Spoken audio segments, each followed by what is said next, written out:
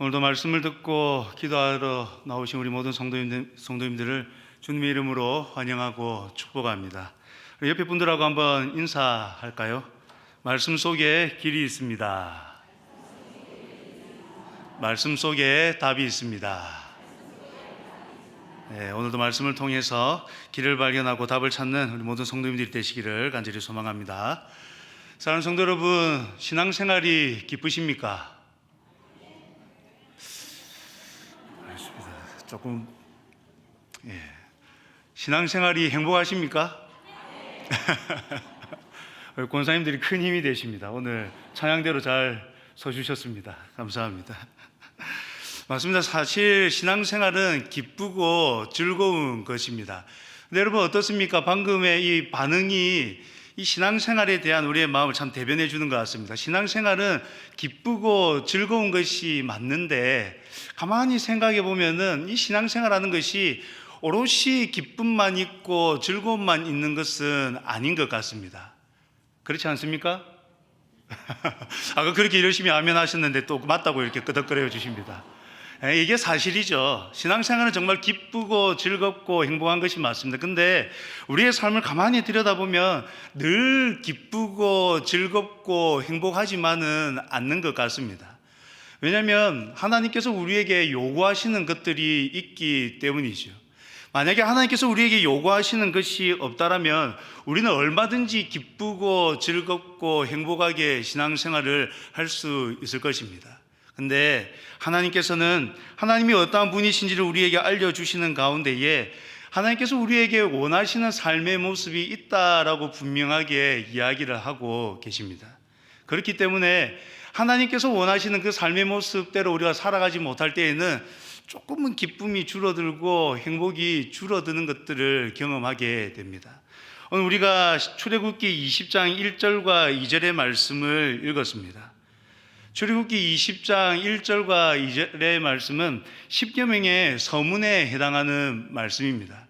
십계명의 내용은 다들 알고 계시죠? 예, 알겠습니다.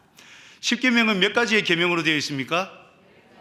예, 감사합니다. 십계명 10가지의 계명으로 되어 있습니다. 십계명으로부터 시작해서 사실 출애굽기 이후의 말씀들을 읽어보면 율법의 말씀들이 계속해서 등장하는 것을 볼 수가 있습니다. 십계명, 율법은 결국 무엇입니까? 하나님께서 우리에게 원하시는 삶의 모습입니다.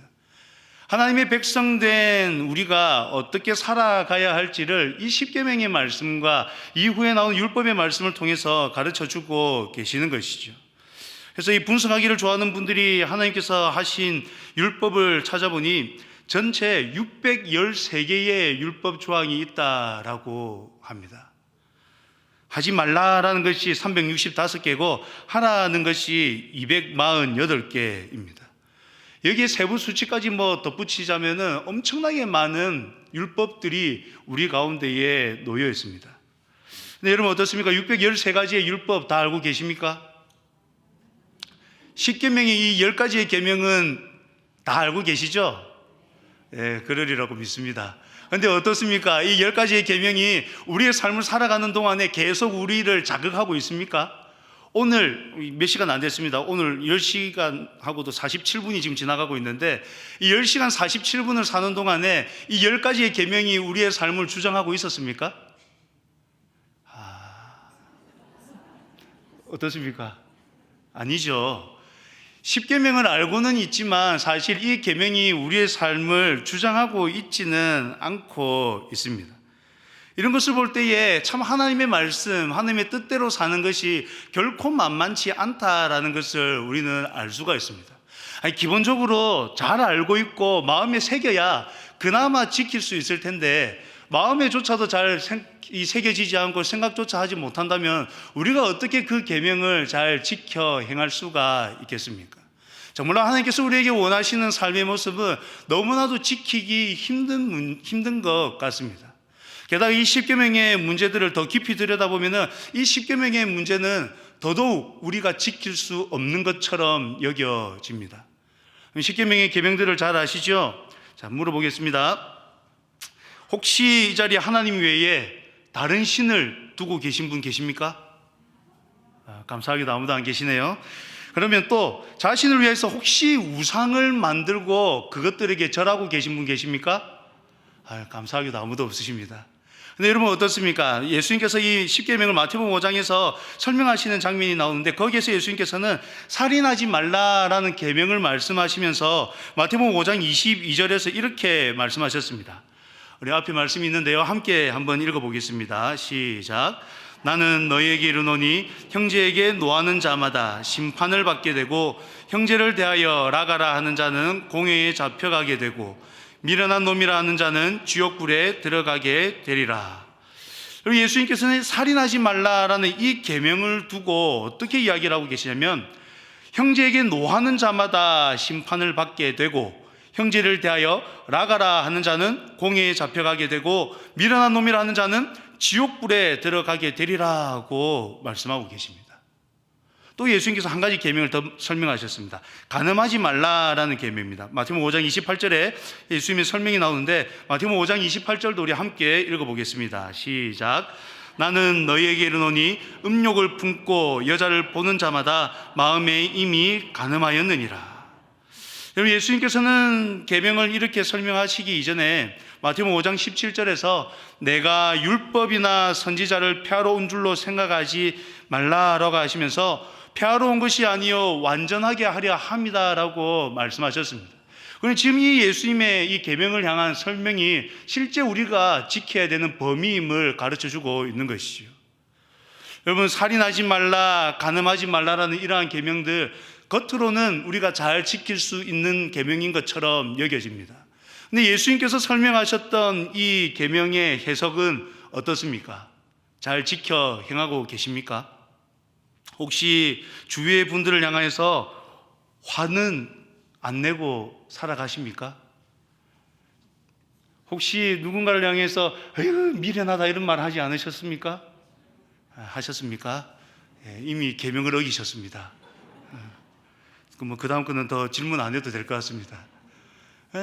우리의 모습이 이렇습니다.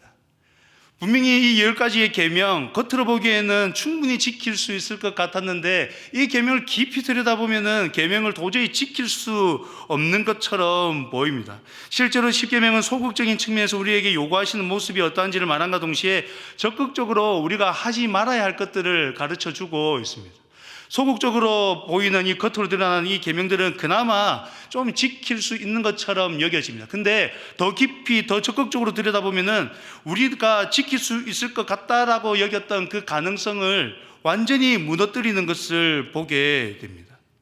그래서 하나님을 알아가고 하나님이 우리에게 원하시는 뜻을 알아가면 알아갈수록 정말로 하나님께서 원하시는 삶을 지켜 행할 수 없다라는 결론에 우리는 도달하게 됩니다. 그래서 율법은 우리의 현실이 어떠한지를 보여주는 것이지요. 우리의 연약함과 부족함을 보여주는 것이 바로 율법 계명입니다. 그렇다면 우리는 이 하나님의 요청 앞에서 어떻게 해야 되겠습니까? 하나님께서는 분명히 우리에게 원하시는 모습이 있다라고 말씀하시면서 상세하게 이렇게 설명해 주고 계십니다. 근데 우리는 지켜 행할 수 없는 것처럼 보이지요. 그렇기 때문에 우리는 부족하고 연약한 자신을 바라보면서 그저 아이고 우리는 안 됩니다라고 한숨 쉬며 주저앉아야만 할까요? 오늘 본문을 다시 한번 보십시오. 오늘 본문 출애굽기 20장 1절과 2절 말씀 함께 다시 읽어보겠습니다. 시작. 하나님이 이 모든 말씀으로 말씀하여 이르시되 나는 너를 애굽 땅 종되었던 집에서 인도하여 낸 내 하나님 여호와니라. 그리고 하나님께서는 계명을 주시기 이전에 이 말씀을 먼저 하고 계십니다. 10가지의 계명을 이야기하기 이전에 이 말씀을 먼저 하고 계시는 것이죠. 하나님이 이 모든 말씀으로 말씀하여 이르시되 나는 너를 애굽 땅 종되었던 집에서 인도하여 낸 내 하나님 여호와니라. 이 말씀이 보여주는 것이 무엇입니까? 바로 하나님이 어떤 분이시냐라는 것이죠.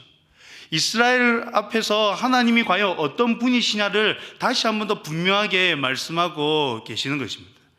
하나님께서는 나는 너를 애굽 땅 종되었던 집에서 인도하여 낸 내 하나님 여호와니라라고 말씀하셨습니다. 그럼 지금 이스라엘 백성들은 어디에서 이 말씀을 듣고 있을까요? 좋은 주일학교를 나오신 분들은 다 아십니다. 시자로 시작하는 그 산, 시내산이죠. 하나님께서 시내산에서 지금 이 말씀을 주고 계십니다. 이스라엘 백성들이 왜 갑자기 지금 시내산에 있습니까? 왜 지금 시내산에 있지요? 우리가 읽었던 성경 출애굽기가 이야기하고 있는 것처럼 이스라엘 백성은 애굽 땅에서 살다가 이제 막 출애굽하여 시내산에 머무르게 된 것입니다. 애굽에서의 삶이 어떠했습니까? 애굽에서의 이 이스라엘 백성들의 삶은 처음에는 좀 괜찮았습니다. 기근 중에 요셉이 총리로 있을 때에 애굽에 먼저 들어갔지 않습니까? 그때는 괜찮았습니다. 그때는 삶이 괜찮았습니다. 근데 애굽에서 오랫동안 사는 가운데에 요셉이 죽고 그의 모든 형제와 그 시대의 사람들이 다 죽게 되었습니다. 그 이후에 요셉을 알지 못하는 새 왕이 일어나게 되지요. 이스라엘 백성들이 생육하고 번성하고 매우 강하여 온 땅에 가득하게 된 것을 보고 이 새 왕이 두려워하게 됩니다. 그래서 그들 위에 감독을 세우고 그들에게 무거운 짐을 지워서 괴롭게 합니다. 하나님께서 이스라엘 백성을 번성하게 하고 강하게 하실 때에 애굽의 왕은 그들을 더욱 힘들게 만들었습니다. 그래서 이스라엘 백성들은 고된 노동으로 말미암아서 단식하며 하나님께 부르짖게 되지요. 하나님께서는 그 부르짖음을 들으시고 모세를 준비케 하시고 모세로 하여금 그 이스라엘 백성들을 출애굽하게 해 주십니다. 하나님의 크신 능력으로 하나님의 놀라우신 일을 경험하여서 애굽 땅에서 이스라엘 백성들이 나오게 인도하시는 것이지요. 출애굽했던 이스라엘 백성들의 삶은 또 어땠습니까? 출애굽하면 끝일 줄 알았는데 눈앞에 홍해가 가로막습니다. 그때 또 하나님께서 놀라운 능력으로 홍해를 가르시고 마른 땅을 건너가게 하십니다. 그리고 뒤쫓아오던 애굽의 군대를 수장시키시죠. 끝일 줄 알았습니다. 광야에서 사흘쯤 걸었는데 이제는 물이 없습니다. 물을 만났는데 물이 써서 마실 수가 없습니다. 그 물 때문에 또 원망합니다. 그때 하나님께서는 그 물을 달게 만드심으로 말미암아서 그들로 하여금 목마름을 해갈시키도록 해 주셨습니다. 그리고 그들이 광야를 걷는 동안에 하나님께서는 만나를 주셔서 먹게 하셨고 구름 기둥과 불 기둥으로 그들을 계속해서 인도해 가셨습니다. 이러한 하나님의 인도하심의 여정이 3개월 동안 지나가는 동안에 그들은 마침내 시내산에 당도하게 된 것입니다. 그러니 이 시내산까지 오게 된 여정은 은혜의 여정이었던 것이죠. 이스라엘 백성들은 하나님의 일하심을 몸소 경험했습니다. 그렇기 때문에 지금 출애굽기 20장 2절에서 나는 너를 애굽 땅 종되었던 집에서 인도하여 낸 내 하나님 여호와니라 라고 하나님께서 말씀하실 때에 이 이스라엘 백성들은 하나님께서 행하셨던 그 일이 생생하게 기억났을 것입니다. 이것만이 아니죠. 하나님께서는 하나님이 행하신 일을 말씀하시면서 하나님과 이스라엘의 관계를 설명하고 계십니다. 2절 끝부분을 보십시오. 하나님께서는 이스라엘 백성들을 향해서 내 하나님 여호와니라 라고 분명하게 말씀하십니다. 하나님이 그냥 나는 하나님이다 라고 말씀하지 아니하시고 내 하나님 여호와다 라고 분명하게 말씀하고 계십니다. 하나님은 아브라함과 언약을 맺으셨습니다. 그리고 창세기 15장 13절과 14절에서 여호와께서 아브라함에게 이르시되 너는 반드시 알라 내 자손 이방에서 객이 되어 그들을 섬기겠고 그들은 400년 동안 내 자손을 괴롭히리니 그들이 섬기는 나라를 내가 징벌할지며 그 후에 내 자손이 큰 재물을 이끌고 나오리라 하고 말씀하셨습니다. 그리고 마침내 그 약속을 지금 이루신 것이지요. 그냥 하나님께서는 지금 이 출애굽기 20장 2절의 말씀을 통해서 하나님이 어떠한 분이신지를 나타냄과 동시에 그 하나님이 이스라엘 백성 가운데 어떠한 분이신가를 분명하게 설명해 주고 계시는 것입니다. 우리는 하나님이 언제 누구에게 이 계명을 주시는지를 잘 생각해야 합니다. 하나님은 먼저 이스라엘에게 은혜를 베풀어 주셨습니다.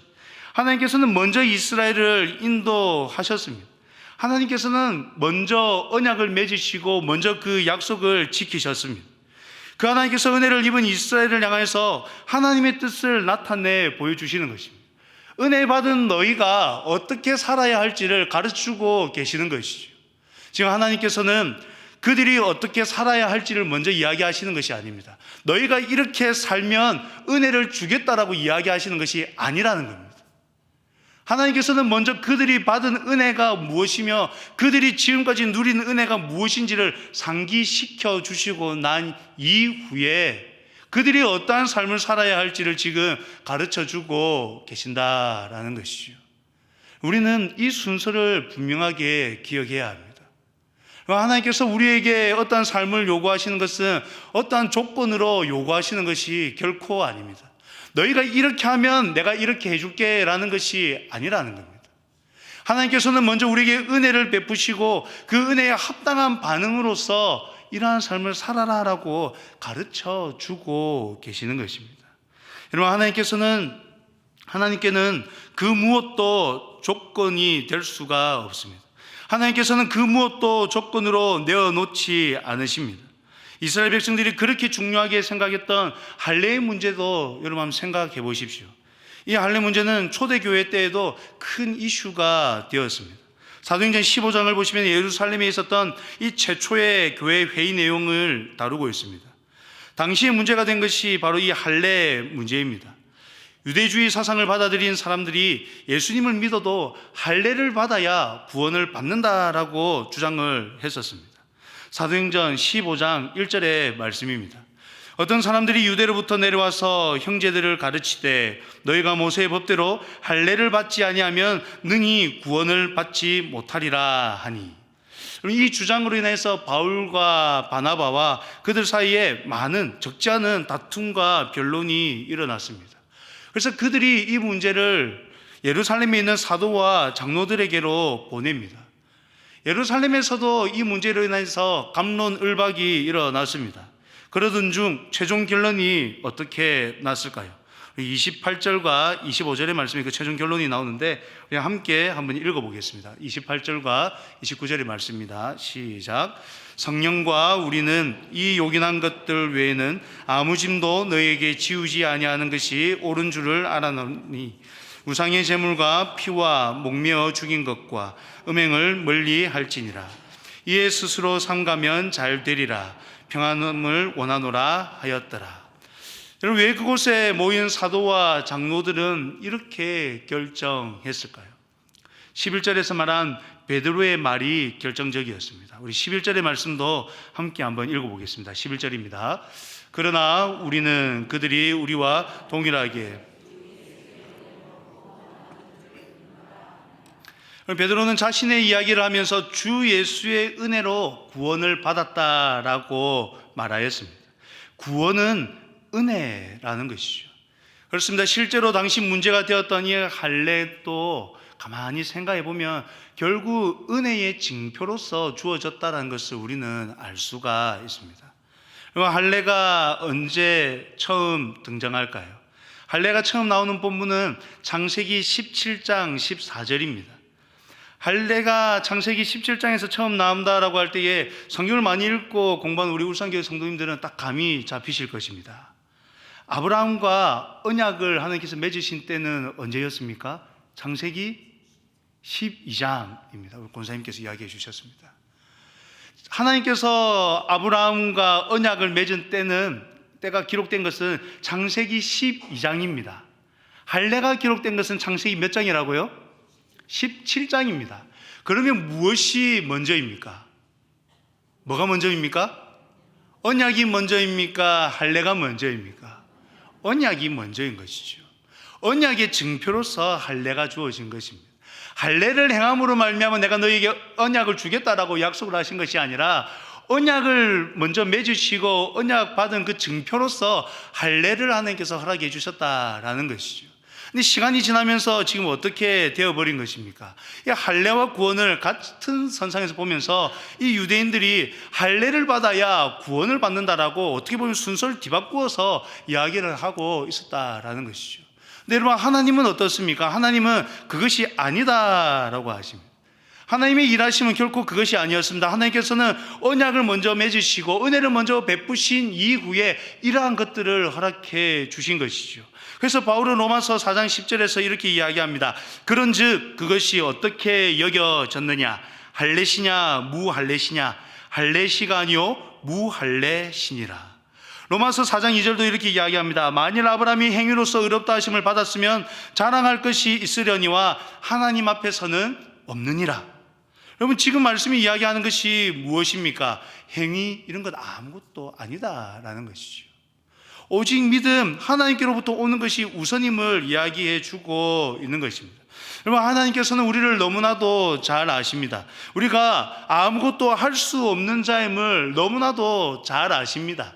우리가 이미 구원을 받아서 하나님의 은혜를 받은 자임에도 불구하고 우리의 힘과 노력으로는 하나님의 이 뜻을 지켜 행할 수 없다는 것을 너무나도 잘 알고 계십니다. 그래서 이 계명을 이야기하시기 이전에 은혜를 먼저 말씀하시는 것입니다. 너희가 받은 은혜가 무엇인지를 기억하라는 것이죠. 너희가 지금까지의 이 삶의 여정이 은혜였음을 기억하라는 것입니다. 그러면 우리는 이제 어떻게 살아가야 되겠습니까? 무엇에 집중하고 무엇에 더 신경을 쓰면서 살아가야 되겠습니까? 우리의 눈에 보이는 것은 어떻게 보면 하나님께서 우리에게 이렇게 하라 하지 말라라고 하는 이 계명, 율법들이 먼저 눈에 들어옵니다. 하나님께서 하지 말라는 것 하지 말아야지, 하나님께서 하라는 것 해야지라는 이것이 먼저 눈에 들어오게 됩니다. 하나님께서는 무엇을 먼저 말하냐면 이 은혜를 먼저 이야기하고 있는 것입니다. 우리의 신앙은 이 은혜로부터 출발되었습니다. 하나님이 베푸신 은혜가 우리의 출발점입니다. 결국 하나님께서는 은혜 받은 자들에게 은혜에 합당한 반응이 어떻게 나타나야 하는지 계명을 통해서, 율법을 통해서 가르쳐주고 계시는 것입니다. 그래서 우리가 먼저 기억하고 우리가 먼저 애써야 되는 것은 무엇이냐면 어떻게 하면 은혜를 받을 수 있을까 하는 것입니다. 그렇습니다. 우리는 늘 하나님의 은혜를 상기하면서 어떻게 하면 이 은혜를 받을 수 있을까를 생각해야 됩니다. 신앙생활을 하다가 좀 지치십니까? 그때 우리가 생각해야 되는 것은 어떻게 하면 은혜를 받을 수 있을까입니다. 우리의 삶에 기쁨이 사라졌습니까? 그때 우리가 해야 되는 일은 무엇이겠습니까? 어떻게 하면 은혜를 받을 수 있을까라는 것이죠. 우리 삶의 감사가 사라졌을 때에 어떻게 해야 됩니까? 우리는 어떻게 하면은 이 은혜를 회복할 수 있을까를 생각해야 됩니다. 말씀을 듣기는 듣는데 순종으로 이어지지 않을 때 우리가 해야 되는 일은 어떻게 하면 이 은혜를 다시 누릴 수 있을까를 생각해야 되는 것입니다. 우리는 날마다 어떻게 하면 이 은혜를 누릴 수 있을까? 어떻게 하면 하나님께서 우리를 은혜로 부르셨는데 어떻게 하면 계속해서 이 은혜를 누릴 수 있을까를 끊임없이 생각하며 나아가야 합니다. 왜냐하면 이 은혜는 신앙의 출발이자 신앙생활의 원동력이기 때문입니다. 은혜가 없이는 여러분 아무것도 할 수가 없습니다. 은혜가 없이는 이 모든 것 감당할 수가 없습니다. 은혜가 없이 이 모든 것을 하려고 하면 이것은 짐이 될 수밖에 없습니다. 하나님께서는 은혜에 대한 합당한 반응으로서 이러한 삶이 나타나야 한다라고 이야기를 하셨는데 우리 삶의 은혜가 사라져버리면 이 모든 것이 짐이 되어버리는 것이죠. 그래서 신앙생활의 기쁨이 사라지고 신앙생활의 감사가 사라지고 오히려 불평과 불만만 나오게 되는 것입니다.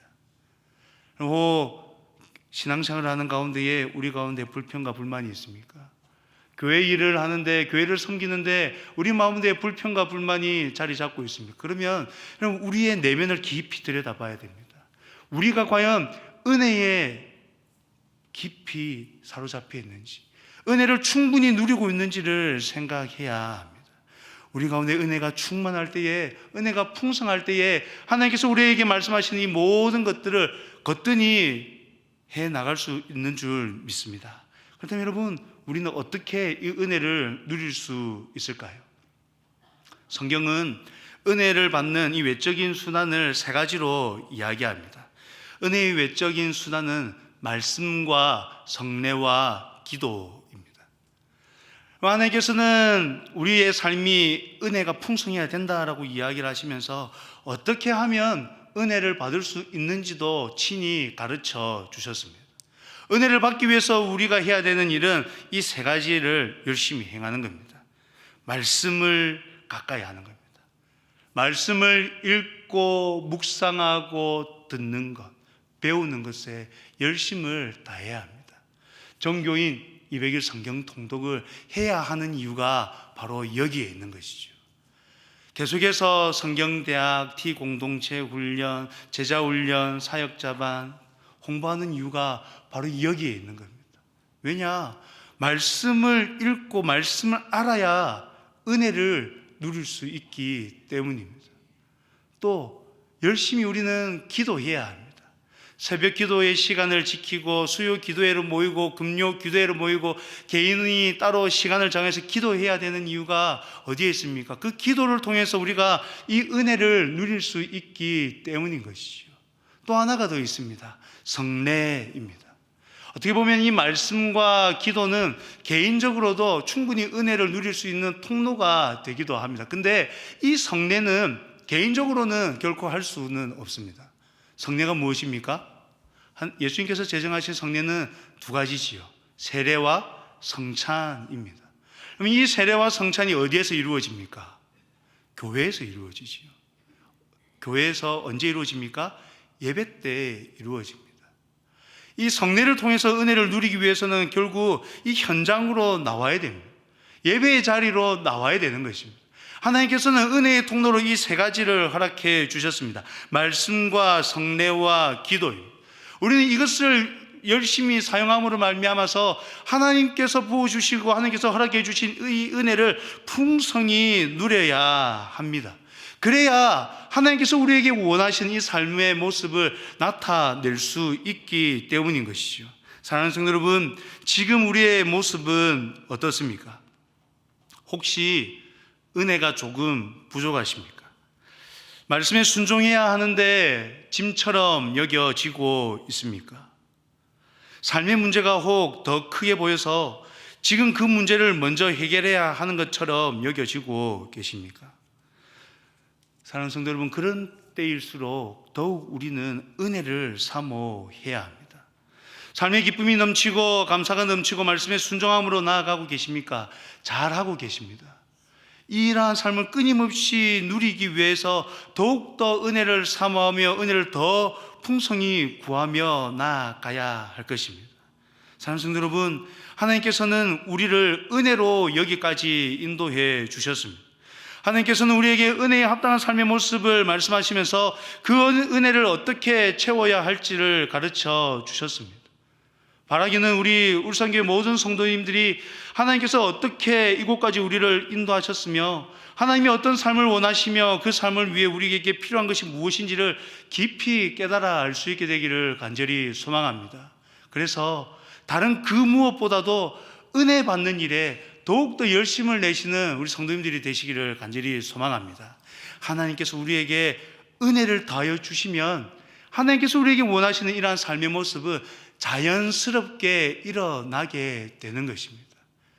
우리의 삶 가운데에 하나님께서 원하시는 삶의 이러한 모습들이 자연스럽게 일어나지 못하는 이유는 단 하나입니다.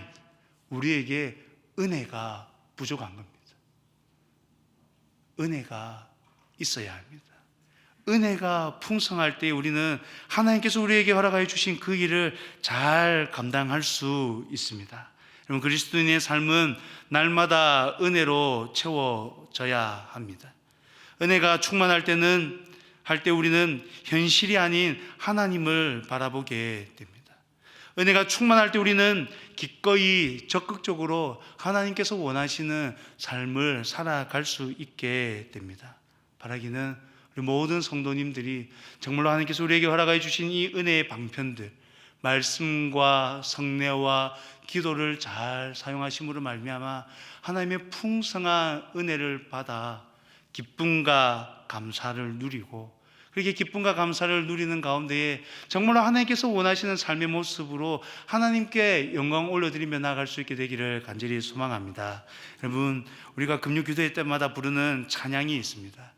은혜의 힘입니다 라는 찬양입니다. 가사를 보시면 내가 고난 중에도 찬송할 수 있음은, 내가 실패했어도 감사할 수 있음은, 나를 대적하는 자 사랑할 수 있음은, 내게 고통 주는 자 품어줄 수 있음은, 내가 가진 것 없어도 행복할 수 있음은, 낮고 천한 나에게 주의 능력 있음은 값진 옥합을 깨뜨려 헌신할 수 있음은 나의 생명 다하여 사명 감당한 이 모든 것, 그 모든 것이 은혜의 힘이다라고 이야기를 하고 있습니다. 다른 것에서 이유가 있었다라고 이야기를 하지 아니하고 이 모든 것이 은혜의 힘이다라고 고백하고 있는 것을 보게 됩니다. 우리 모두 은혜를 사모함으로 은혜를 풍성히 여겨 정말로 이 가사의 고백처럼 하나님께서 원하시는 삶으로 더욱 나아가게 되시는 모든 성도님들이 되시기를 간절히 소망합니다.